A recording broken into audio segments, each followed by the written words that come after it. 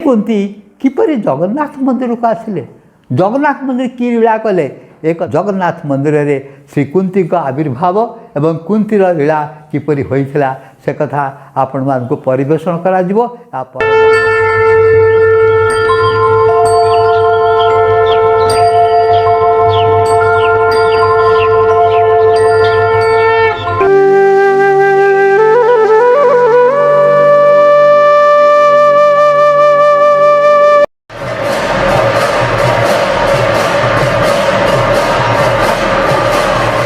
ओम ब्रह्मानंदम परम सुखदम केवलम ज्ञानमूर्तिम द्वंद्वातीतम गगन सदृशम तत्वमस्यादिलक्ष्यम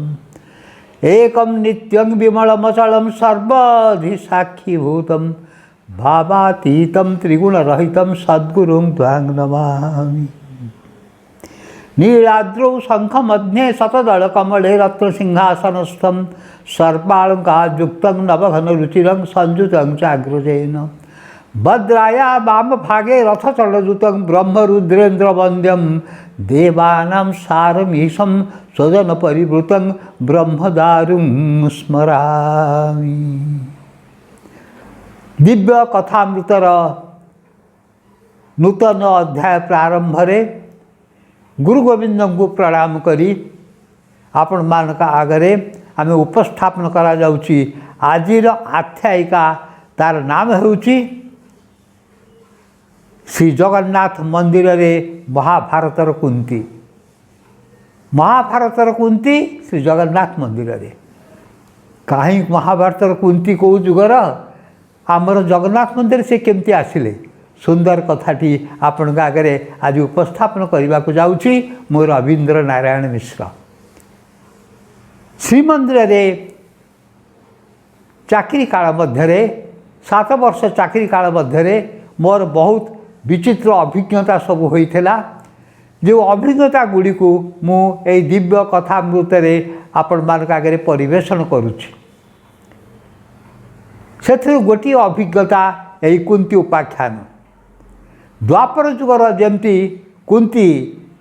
आसी श्रीमंदिर रे किपरि आसीथिला ता लीला देखैथिले कुंती आसी ता लीला देखैथिले से कथा यही प्रसंग रे आमे उपस्थापन करिबू। श्रीमंदिर रे जगन्नाथ मंदिर रे मोर सब बहुत विचित्र अभिज्ञता होइथिला। तन्मध्यरु गोटे अभिज्ञता हेउची जे गत 3 जुगर चरित्र माने श्री जगन्नाथ मंदिर रे उपस्थित होई तांको लीला देखाई थांती। किपरि या होउची काहे या होउची तार कूल किनारा मु पाए नाही काहे जगन्नाथ मंदिर रे काहे से माने आसी लीला देखौछंती मु तार जहाँ कहती कूल किनारा भी पाए नाही। ये लीला देखैबार गोटे सूत्र मु पाइथिली चैतन्य भागवत ग्रंथ रे जाकू वृंदावन दास ठाकुर महाराजा लिखिथिले। वृंदावन दास ठाकुर से चैतन्य भागवत रचना करथिले। से थिले 1575 मसीहार लोक अर्थात आज को 446 धरतु 450 वर्ष तलर ये लेखा। वृंदावन दास ठाकुर ताकर चैतन्य भागवत लिखिथिले अद्यापिह कछेई लीला करे गोरा राय कौन कौन भाग्यवान देखिबारे पाए। माने आज मध्य गोरा श्री चैतन्य से लीला करछंती कई भाग्यवान ताकू देखि पारुछंती। ठीक सेमती आज मध्य जगन्नाथ मंदिर रे सेई गत केते जुगर 3 जुगर लीला एठारे चलछि एवं ताकू कई भाग्यवान ताकू देखिबारे पाउछंती। गोटे उदाहरण अल्प केते दिन तले जने साधु से जगन्नाथ मंदिर चारिपटे बुलुथिले दर्शन करुथिले भीतर बेढ़ा भितर हठात दृष्टि पड़ला जड़े सुंदरी स्त्री लोक से समस्त को टिके टिके लहुणी दौरान लहुणी दौरान समस्त को आनंद रे खूब आनंद रे विह्वलिता होई से समस्त को टिके टिके लहुणी बांटुंट से साधु पर उपस्थित थिबा से जड़े लोक कहला ये कौन लहुणी कौन बांटुंट साधु किछि क्षण स्तंभीभूत होई सेई स्त्री लोकटी आड़ को चाहिए से रमणी मान सुंदर रमणी को चाहिए एवं तापरे किछि क्षण आखि बुझी दे अर्थात क्षण मात्र ध्यानस्थ हो कहले ये जड़े गोपी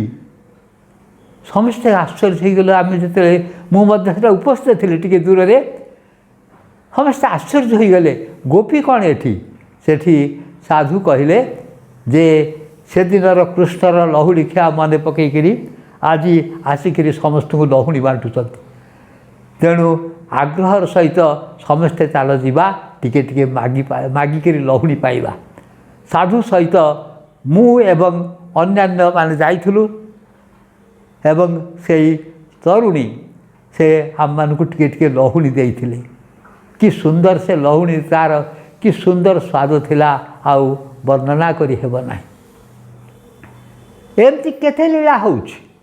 एटा होउछि द्वापर जुग लीला तृतीय जुग लीला मध्य देखा मिले हनुमान विभीषण काले सबुदिन आसती दर्शन करने को राति आसती दर्शन करी प्रभु को जाती तेणु द्वापर तृतीय जुग लीला मान एठार चली एवं राम जन्म कृष्ण जन्म इत्यादि उत्सव महासमारोह एठार अनुष्ठित होउछि रघुनाथ बेश हो सुंदर रघुनाथ बेश हो 1905 होता आउ हो पारि ना सेमती कृष्ण जन्म पालित हो कृष्णकर मनभोजी बेश हो कृष्णकर सब बेश हो बलराम बेश हो जाती बलभद्र बलराम होती जगन्नाथ कृष्ण होती यही प्रकार बेश होती बनभोजी बेश हो तेणु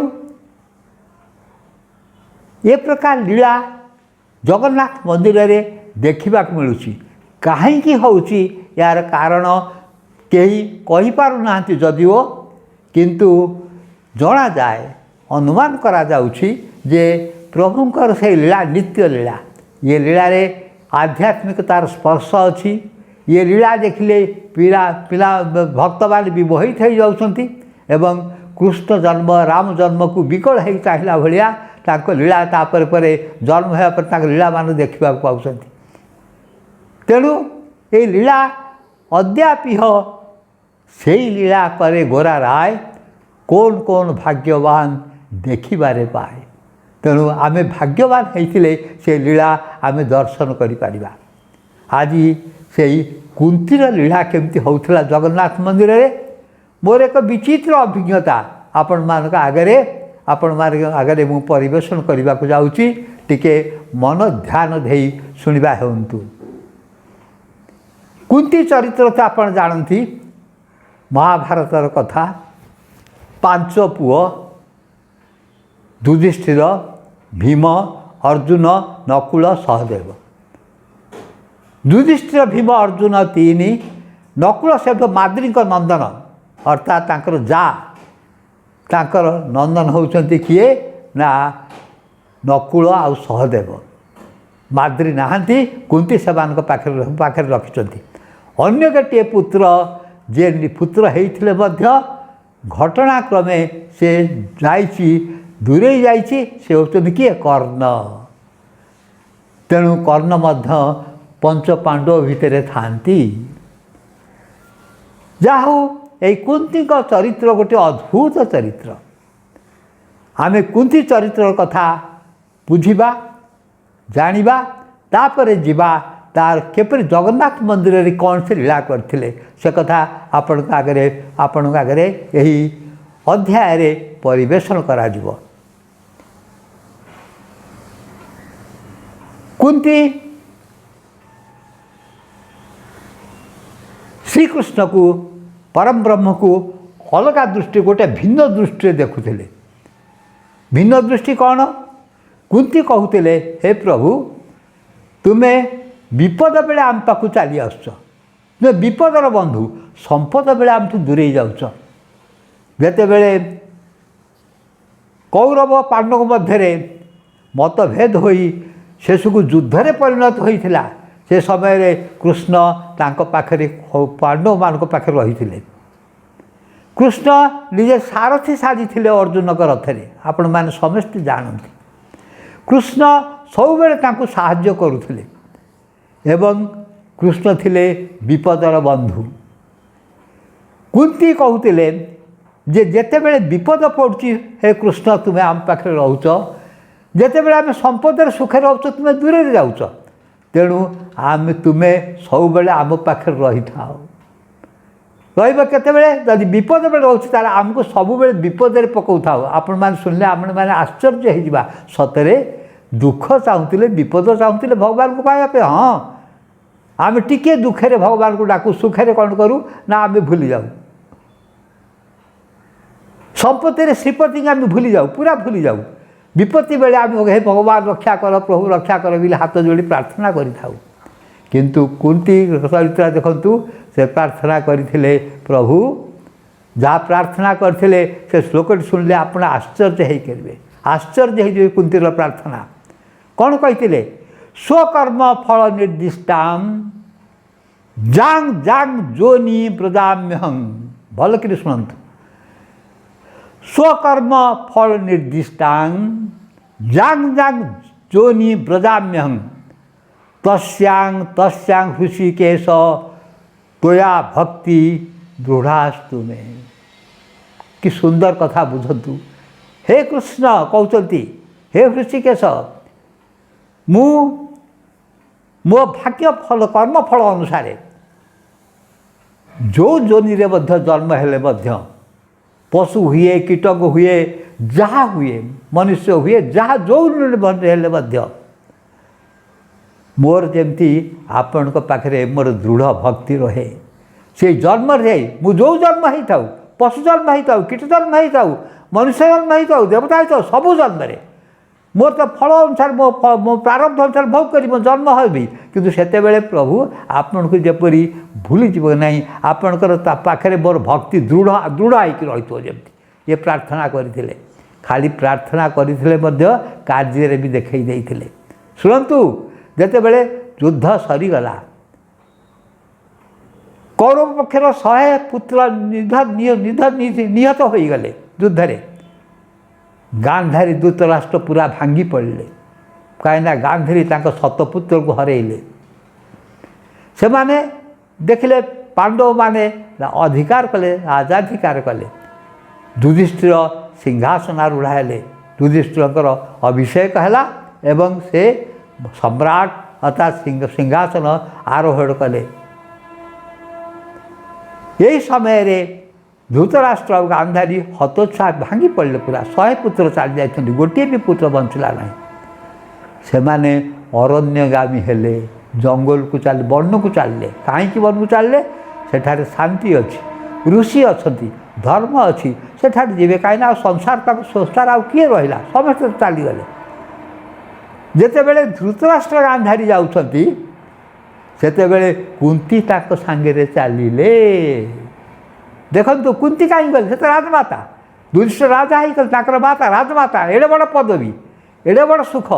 ପୁରା ରାଜ୍ୟ ତାଙ୍କ ସାମ୍ରାଜ୍ୟ ତାଙ୍କର ରହିଲା। କିନ୍ତୁ କୁନ୍ତି ଚାଲିଲେ ବଣ। କାହିଁକି ଚାଲିଲେ ଏଇଟା ପ୍ରଶ୍ନ କରାଯାଏ। ସମସ୍ତେ ଆଶ୍ଚର୍ଯ୍ୟ ହେଇଯିବେ ଶୁଣିଲେ। ସେଟା ହେଉଛି କ'ଣ? କୁନ୍ତି ଚାହିଁଲେ ବିପଦ ଦୁଃଖ ଅରଣ୍ୟରେ ମୁଁ ଏଇ ରାଜସୁଖ ଭୋଗ ନ କରି ଅରଣ୍ୟରେ ଯିବି। କାହିଁକି ଅରଣ୍ୟ ଯିବି? କାହିଁକିନା ଅରଣ୍ୟରେ ଗଲେ ପ୍ରଭୁ ଅନାଦି ପୁରୁଷ ଶ୍ରୀ ଜଗନ୍ନାଥ ଶ୍ରୀକୃଷ୍ଣ ଆମ ପାଖକୁ ଚାଲି ଆସିବେ। ଯେତେବେଳେ ପ୍ରଭୁ ବିପଦ ପଡ଼ୁଛି ତୁମେ ଚାଲି ଆସୁଛ। ତସ୍ୟାଂ ତସ୍ୟାଂ ହୃଷିକେଶ ତ୍ୱୟା ଭକ୍ତି ଦୃଢ଼ାସ୍ତୁ ମେ। ହେ ହୃଷିକେଶ, ହେ କୃଷ୍ଣ, ଯେଉଁ ଜନ୍ମରେ ଜନ୍ମ ହେଲେ ମଧ୍ୟ ସ୍ୱକର୍ମ ଫଳ ନିର୍ଦ୍ଦିଷ୍ଟାଂ, ନିଜ କର୍ମ ଅନୁସାରେ ଫଳ ଭୋଗ କରିବି। ଜାଂ ଜାଂ ଯୋନି ବ୍ରଜାମ୍ୟହଂ, ମୁଁ ଯେଉଁ ଯୋନିରେ ଜନ୍ମ ହେବି ସେଥିରେ ପ୍ରଭୁ ମୁଁ ଏତିକି ଚାହୁଁଛି ମୋର ଭକ୍ତି ତୁମଠାରେ ଆହୁରି ଦୃଢ଼ତର ହେଉଥାଉ, ତୁମକୁ ଯେମିତି ଭୁଲିଯିବିନି। କିନ୍ତୁ ସୁଖରେ ରହିଲେ ଭୁଲିଯିବି, ଦୁଃଖରେ ତୁମେ ତ ପାଖକୁ ଚାଲି ଆସୁଛ। ତେଣୁ ଦୁଃଖ ପାଇବା ପାଇଁ ସୁଖ ରାଜମାତା ପଦ ସୁଖ ଛାଡ଼ି ନିଜର ଦେଢ଼ଶୁର ଯାହା ଧୃତରାଷ୍ଟ୍ର ଏବଂ ମା ଯାହା ହେଉଛନ୍ତି ଗାନ୍ଧାରୀ ତାଙ୍କ ସାଙ୍ଗରେ ସେ ବଣକୁ ଚାଲିଲେ। ଦେଖନ୍ତୁ ଆଶ୍ଚର୍ଯ୍ୟ ହୁଅନ୍ତୁ, ରାଜମାତା ପଦ ସୁଖ ଛାଡ଼ି ଅରଣ୍ୟବାସିନୀ ହେଲେ। କାହିଁକି ନା ଅରଣ୍ୟରେ ରହିଲେ ଅନାଦି ପୁରୁଷ, ଅରଣ୍ୟ ଅନାଦି ପ୍ରଭୁ ନିଶ୍ଚୟ କୃଷ୍ଣ ମୋ ପାଖକୁ ଆସିବେ। ତେଣୁ ତୋଇ ଭକ୍ତ୍ୟା ଦୃଢ଼ାସ୍ତୁମେ, ମୁଁ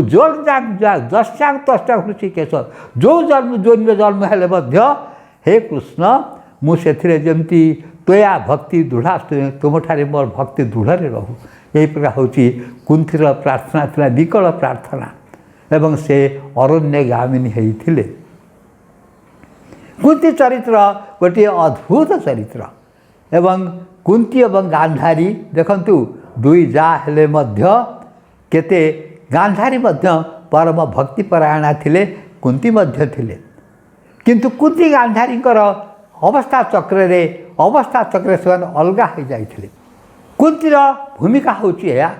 କୁନ୍ତୀ ସର୍ବସ୍ୱ ତ୍ୟାଗ କରିଥିଲେ। କୁନ୍ତୀ ତାଙ୍କର ଯେତେବେଳେ ଦ୍ରୌପଦୀଙ୍କି ଅର୍ଜୁନ ଯେତେବେଳେ ତାର ବାଣ ମାରିକିରି ତାର ସରସନ୍ଧାନ କରିକିରି ଠିକ୍ ରୂପେ ଅର୍ଜୁନ ତାଙ୍କର ସନ୍ଧାନ କରି ଦ୍ରୌପଦୀଙ୍କୁ ବିବାହ କରିଥିଲେ। ଆସିକିରି ପହଞ୍ଚିକିରି ମା ରାନ୍ଧୁଛନ୍ତି ଭିତରେ ପଚାରିଲେ, ମା ଆମେ ଗୋଟେ, ଅର୍ଜୁନ କହିଲେ ମୁଁ ଗୋଟେ ଭଲ ରତ୍ନ, ଗୋଟିଏ ସ୍ତ୍ରୀ ରତ୍ନ ଜିତିକିରି ଆଣିଛି। କୁନ୍ତୀ କେତେ ଦେଖିନା ଦ୍ରୌପଦୀ, କହିଲେ ଯାହା ଆଣିଛୁ 5 ଭାଇ ଭାଗ କରି ନିଅ। ତେଣୁ ଦ୍ରୌପଦୀ 5ଟି ସ୍ୱାମୀ ହେଲେ ତାଙ୍କର, ଯୁଧିଷ୍ଠିର, ଭୀମ, ଅର୍ଜୁନ, ନକୁଳ, ସହଦେବ। ତେଣୁ 5 ଭାଇଙ୍କର ପଞ୍ଚ ସ୍ୱାମୀ ହୋଇଗଲେ ଦ୍ରୌପଦୀଙ୍କର। ତେଣୁ କୁନ୍ତୀର ଭୂମିକା ହେଉଛି ଗୋଟେ ସୁନ୍ଦର ଭୂମିକା। ସେଇ ପ୍ରଭୁ ଦୋଳବେଦୀକୁ ବିଜେ କରନ୍ତି। ପ୍ରଭୁଙ୍କର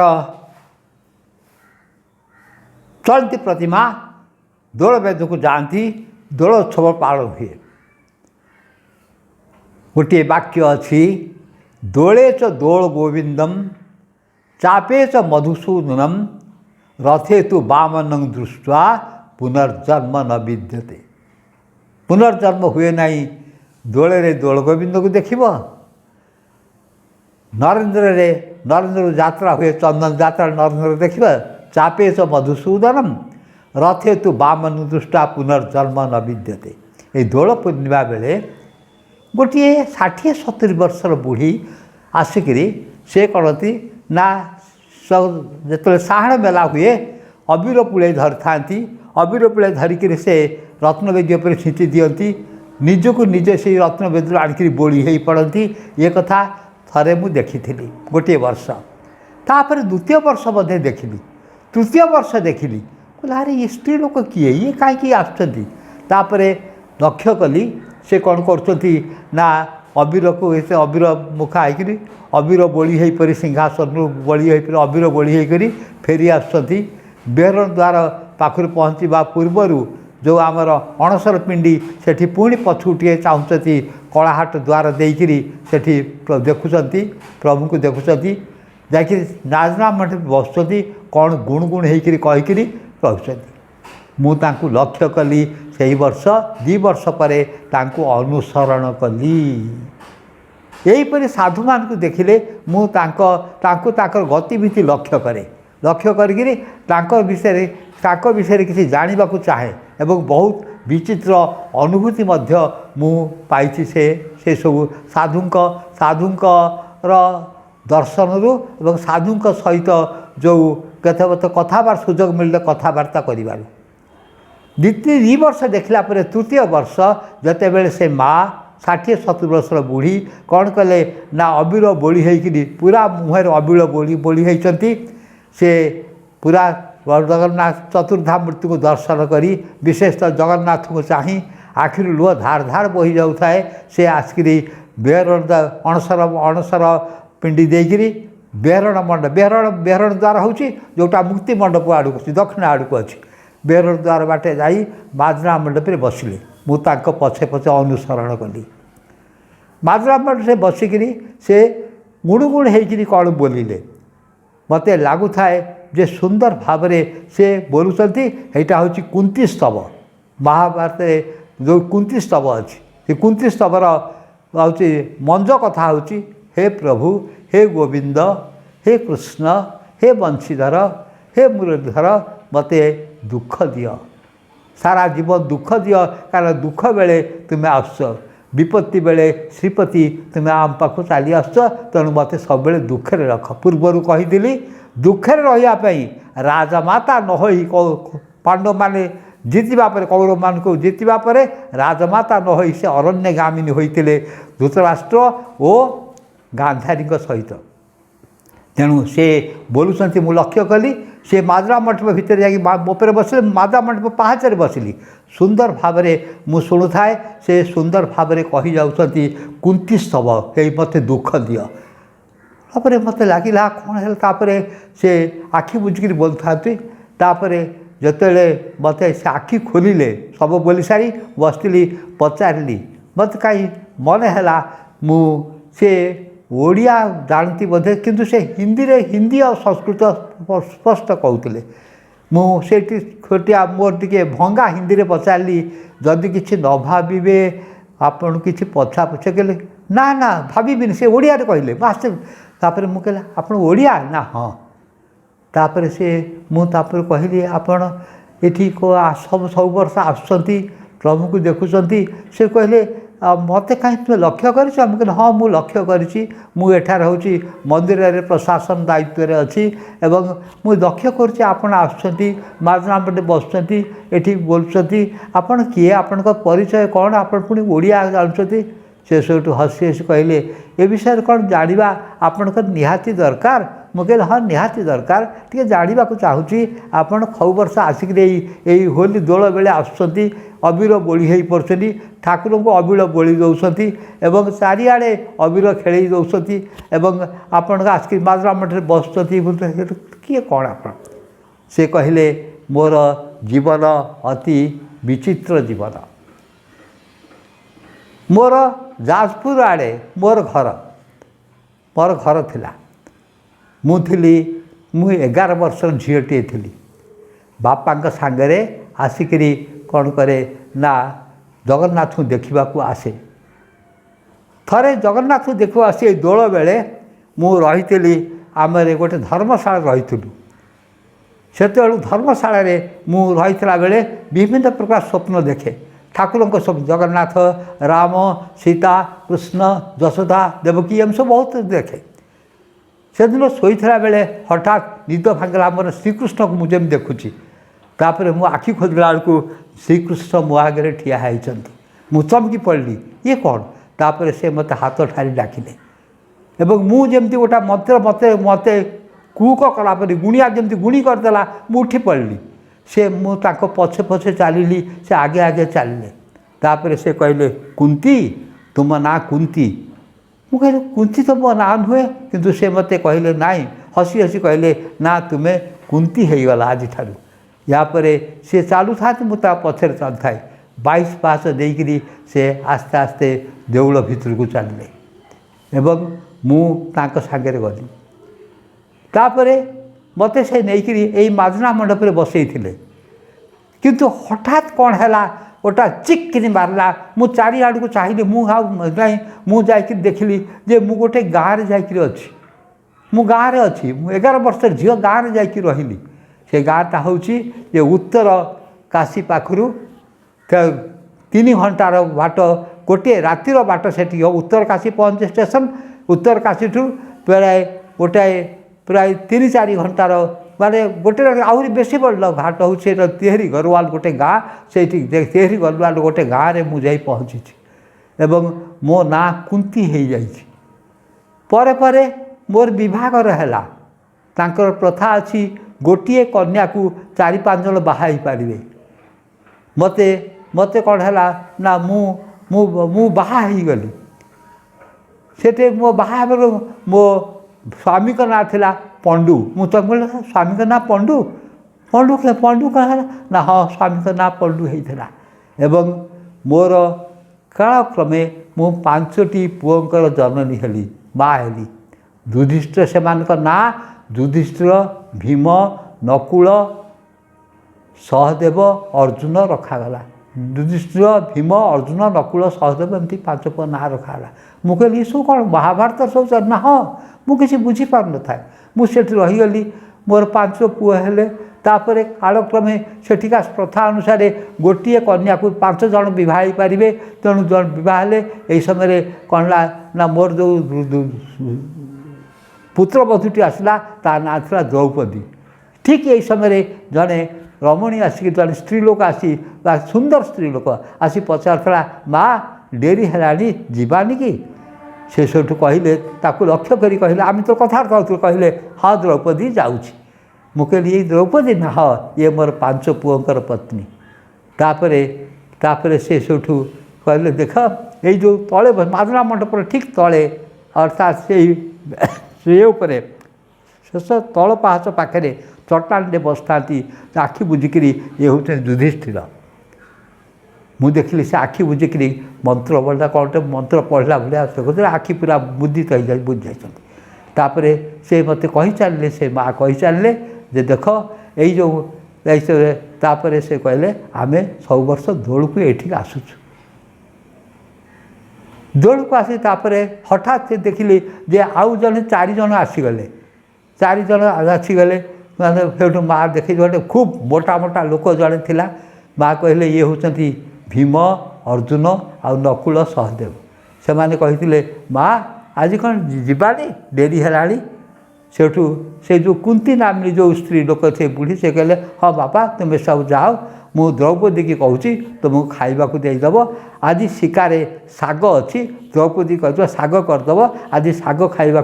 से आसबे से जमी मुझे माने से हसी हसी कहले श्रीकृष्ण आसवा आज शाग खाइबा मुझे बुझीपार था कौन सब कहूँ से कौन कहते मुझे कौन शुणुची तापर मु पचारि आपण केमती एक चलुँच ना देख आम एठिक आसुचु 6 वर्ष दोल पूर्णमी के आसु मोर 5 पुओ आसती भीम को तो आप देखिले आउ सांगे सांगे से आम पुणी कथा द्रौपदी आस कहले माँ आउ केते डेरी हम से कुंती कहले मुझे आंग सागे कथबार्ता है हिंदी में कथबार्ता है जाऊँगी तुम्हें जाओ माँ सब आग भीम को खाइबा देदेव तापर आउ 4 भाई खाइबा देदेव युधिष्ठिर तो ध्यान अच्छा ध्यान गलापर 4 भाई भीम सब खाइदे मु पर जाऊँगी किसी व्यस्त हेनी भीम को खाइबा भीम को खाइबा देदेव तापर सब भाई खाइब मु जाऊँगी बोली से कहले तापर से कही चलिए मु कहली विवाह परे ना विवाह परे मु जो विवाह हेली मोर जे ससुर से ताकर प्राण त्याग कले चलीगले विवाहर मात्र केते वर्ष पर चलीगले मोर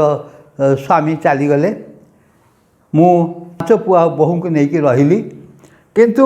आमर जे देढ़शुर पुओ थे आम सब तो बाद कले आमको गोटे जगह देले आमको तड़ी देले आम साथ बहुत कलितकरा है मुगल से कौन 100 थे कौरव जो 100 ना ना से 12 पुओ 12 पुओ से एमती अत्याचार कले जे आम सही पार्न आम से गाँव बाहर जावाक से जो गाँव गाँव बाहर जा पड़ा से आमको टिके भी जगह देले कहले ना बाहर करदे आम बड़ मु पचारि तो बड़ दुखे थे से कहले नाई दुखे न सुखे मु कहली आपण का ना कुंती है किंतु आपण कहते 11 वर्ष झील ना कौन से कुंती थिला ना ना नहीं मो ना थिला सौदामिनी किंतु कृष्ण मते कुंती कहिबारु कुंती कुंती मु गली मो सौदामिनी ना बर कुआड़ी लिभिगला मुगल तापर आप 12 द्वार सुंडी पिंडा हो जहाँ कहती किसी ना कि जगह मिलूनी कि मिलूनी हाँ आम बुलुचु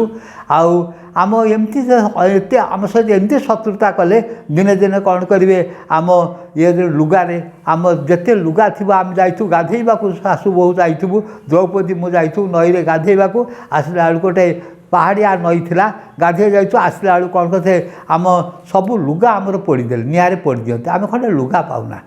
अंधारू अंधारू आम व्यस्त हो से कृष्ण आसिक पहुँची जाती हठात माँ व्यस्त होना से व्यस्त होना से शून्यवाणी आमको कही जाए से गाधे सारापर कूल को आस शाढ़ी थुआई से शाढ़ी तुम्हें पिंधिकी बाहर को आस आश्चर्य कथा मुगल तापर ना आम खंडे खंडे शाढ़ी पिंधु द्रौपदी गुड़िए रंगीन शाढ़ी थाए मोर धड़ा शाढ़ी थाए मु तो विधवा तेणु तापर द्रौपदी कौन कर गोटे शाढ़ी पिंधि आउ शाढ़ी सब से पहाड़िया झील मान पुणी बांटी दिए तही आर दिन सेमती से दशा हुए पुणी आमको दिखती द्रौपदी कथा यहीपरी कथा मन पड़ा बेले मोर से महाभारत कथा मन पड़गला जहाँ आपण आगे मुझे परिवेशन करुच्ची शुणु द्रौपदी किपरि भाव में वस्त्र हरण बेले प्रभु किपरि साहाय्य करथिले कोटी वस्त्र आनी देइथिले दुशासन को आदेश देता दुर्योधन उल्लग्न कर राजसभा द्रौपदी उल्लग्न करने से कौन होता ना कृष्ण उभा होकर टाणी था दुशासन जिते टाणिले लुगा सर न थाए द्रौपदी उल्लग्न हो न था ये दृश्य आपण मैंने टीवी पर्दारे देखिथिबे से प्रश्न उठे ये द्रौपदी को केमती साहाय्य करते किए किए कहती जे द्रौपदी छाती हाथ देवा पर्यंत निजर लज्जा रक्षा करने से शाढ़ी पहुँची नाला कि जो हाथ छाड़देले कृष्ण शाढ़ी आसी कृष्ण साहाय्य कले ना से कथा ठीक नुहे रामकृष्ण परमहंस कथार एक कथाटी अच्छी कौ कथा ना थरे द्रौपदी स्नान करुले नदी ऊपर भाग स्नान कर नई बही जाऊँगी तल भाग जड़े ऋषि अच्छा साहाଯ୍य से स्नान कर हठात ऋषिंकर स्नान बेले कौपुनीटी भासीगला ऋषि असुविधार पड़गले कहीं उल्लग्न हो गले पूरा केमती बाहर को आसवे द्रौपदी देखिले कौपुनीटी भासी भासी जाऊँगी द्रौपदी सागे सागे कौन कले निजर शाढ़ी को चिरी देकर भसईदेले भसई से जाकर पहुँचला क्या ऋषि पाखे ऋषि से चिरा शाढ़ीर अंशर कौपुनी करके बाहर को चली आसिले यही कथाटी प्रभु दृष्टि पड़ता जहाँ मु करई जहाँ मु कही जहाँ मु चिंतई मने दया प्रभु प्रभु जगत ईश्वर जगतर कर्ता जाणुंट प्रतिक्षणे प्रभु हिसाब रखिले आमे जेते सत्कर्म करवा जेते पाप कर्म करवा तार हिसाब रोचे एवं जिते बड़े प्रभु देखिले जे निजर छिन्न वस्त्र निज शाढ़ी चिरी देकरी रक्षा कले लज्जा रक्षा कले निज शाढ़ी चिरी मुनि को सुरसी को रक्षा कले ताकर विपद बेले तेणु एड़ी खंडे शाढ़ी तार 100 गुण देदेले कहले कोटी वस्त्र दान करते यहाँ हूँ असल कथा द्रौपदींकर जो त्याग द्रौपदींकर जो पुण्यकर्म तार फलस्वरूप ताकू कोटी वस्त्र दान करी दुःशासन दुःशासन पर जहाँ कहते अचेत हो पड़ा अवस्था आसी पड़ा सेंगा ही नहीं पड़ा अवस्था को आसीगला किंतु शाढ़ी चलता नहीं शाढ़ी चलता द्रौपदी उल्लग्न हेले ना से जाऊ मत सेमती प्रभु मत कुंती कही चलता जे एमती मत शाढ़ी मिले एवं मुझे पिंधिक आसे एत असुविधार आम रही आम बहुत असुविधार आम भोग करूँ बहुत विपदे आम से रक्षा करती एवं आम से आम रक्षा करूँ तापर आम कौन से से 12 भाई हठात कौन कर जो मोर जेठशुकर 12 पुओ थे से हठात मृत्यु हो गला से आम पुणी भल भाव थईथान हो गलु आम थईथान है आम सब कृष्ण को कृष्ण कृष्ण देख ये मुझे देखली जे पाखे जो बसी थे तले बस दुईशल से धीरे धीरे कृष्ण कृष्ण कृष्ण कृष्ण कहते तेणु अपूर्व परिवेश थिला सेतेबेले मादना मंडकर मुझे पचारि आपण मैंने कौटी रहती माँ ना आम जो आपण स्वर्ग द्वार पाख दूर गला बेलू जो बलिया पंडा आड़े सियाड़े जाकि गोटे छोटिया कुड़िया आम रहू गोटे छोटिया कुड़िया अच्छी आम से सब वर्ष रहू तो कुड़िया कौटी अच्छी पचारि से हसी हसी कहले दिन से कुड़िया हुए राति से कौन हो जाए सुंदर प्रासाद हो जाए कोठाघर हो जाए मुझे मुझे कृष्ण आसती ना हाँ प्रभु आसती आज पूरा शाग खाइबा कहते तेणु शाग रंधापति कही शाग रांधवापर से युधिष्ठिर ध्यान मग्न है से उठी पड़े माँ जीवानी हिंदी कहले हिंदी कुंती उत्तर देले हाँ हाँ चल चल बापा मुझे भाई मैंने गले द्रौपदी गले आम जा मुझे सांगे से युधिष्ठिर आगे चलता कुंती सांगे मुझे चल चली पचारि पचारि गली आपड़ जो रही से जगह मुझे देखिपारि ना हाँ देखिपारे मुझे पचारे कौटा देखिए कुड़िया देखिए ना राजप्रसाद देखिए मुझे दीटा जाक देखा मोर इच्छा अच्छे से हसी हसी कहले आसतु जिते बड़े देखिए ईश्वर पार मन को मुझे आशीर्वाद करूँ माँ यही चाकरी जो कर जगन्नाथ मंदिर में चाकरी जब प्रभु सेवार मन रे हाथ टेकीदे और आशीर्वाद करते मोर मन अच्छी गोटे सुंदर कथा आशीर्वाद करते जे हाँ प्रभु का काम कर प्रभु निश्चय प्रभु पाखे मन दियो पाद पद्म मन दियो सबू भलरे हो जीवन में सुख शांति पाइब ये कही से जो आमर अच्छी सिंहद्वार गुमुट घर जो पत्त पावर से घटे लोक भितर चलीगले मुझे रहीगली और से कुंतीर उपाख्यान जो जगन्नाथ मंदिर में कुंती का कथा आपण मैंने आज परिवेशन करागला सी महाभारतर कुंती से जगन्नाथ मंदिर तक देखी एवं आज पर्यंत से देखा आज आबे तो मो मंदिर को जापारे दोल पूर्णमी दिन आसुँच ना मुझे जानी कुंतीर कथा खबर रखनी किंतु कुंतीर से जो चरित्र से जो आख्यान से कथबार्ता मो हृदय पटरे लिपिबद्ध हो रही से कथा मु मोर बही कथा भितर श्री जगन्नाथ बही स्थान देती कुंतीर आत्मकथा भी लिखी तेणु आपण मैंने सुजोग सुविधा यदि पाइबे बहीटी पढ़ी आपण मैंने जानीपारे जे कुंतीर केमी चरित्र कुंती चरित्र केमती विपद सहाय होती जगन्नाथ मंदिर से आसुँच कारण मु पचारि आपन जगन्नाथ पचारि कथा मध्य जगन्नाथ मंदिर ना जगन्नाथ भितर मु कृष्ण को लीला देखे जगन्नाथ को स्वप्न देखे एवं जगन्नाथ को मोर बहुत भल पाए आपन जो जगन्नाथ ता भीतर राम कृष्ण सबू अवतार अच्छा से अवतार नुहति परम ब्रह्म पुरुषोत्तम के भितर समस्त अच्छा मुझे शेष देखार चरण में प्रणाम करी प्रणाम कर आउ से दिन कुंतीकर देखाहीनी एवं आज से जो टॉपिक टी आप जो विषय वस्तु महाभारत कृष्ण जगन्नाथ मंदिर में आपण बारे परिवेशन करागला आपण मैंने जानतु आज अद्याप ही से लीला करे गोरा राय अद्यापि से लीला चलुची अद्यापि विभीषण हनुमान काल सबुदिन आसुँच दर्शन करने को केते साधु सन्त आसुँच आपन पूर्वर कही जे गोपी मैंने आसिक लहुणी बांटुंट